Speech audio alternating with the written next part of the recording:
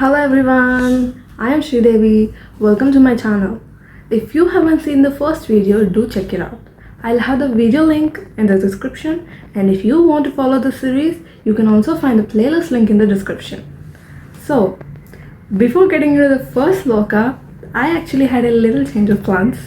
While researching, I realized that knowing the backstory of the Gita first is more important than I thought.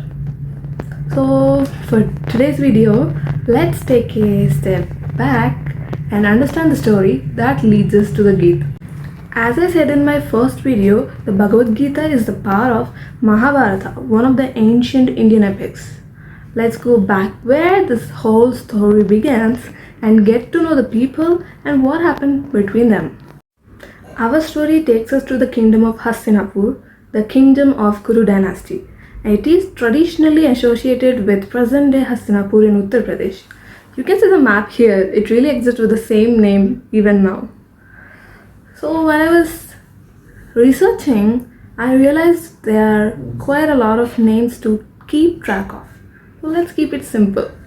Let's start with the king of Hastinapur, Dhritarashtra. He was born blind and was married to Gandhari. They had 100 sons known as Kauravas, and the eldest one among them was Duryodhana.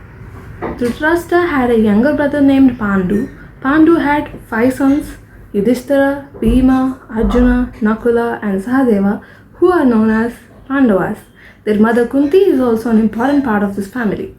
So basically, the Pandavas and Kauravas are cousins. Same family, same royal lineage, but the things between them weren't exactly peaceful. So, if they are all family, what actually happened between them? From what I understood, the problem wasn't just one thing. There was a lot of jealousy, competition, and conflict between the Kauravas and Pandavas, especially when it came to the kingdom. Duryodhana was especially against the Pandavas, and things kept getting worse between the two sides. Then came this dice game. Duryodhana's uncle, Shakuni, played a major role in it, and Yudhishthira ended up losing his kingdom and everything he had put at stake. The Pandavas was then sent into exile for 13 years, and during this whole incident, Draupadi, the wife of 5 Pandavas, was also publicly humiliated. After completing their exile, the Pandavas came back and wanted their kingdom back, but the conflict wasn't still over. Krishna even tried to make peace between the two sides, but that didn't work either, and eventually they went to the point where both sides were preparing for war. So yeah, it wasn't a single reason, it was years of conflict that finally brought this family to a battlefield. And after everything that happened, both sides finally ended up preparing for the war. The place where they assembled for this battle was Kurukshetra. You can see it in the map where it is currently in India.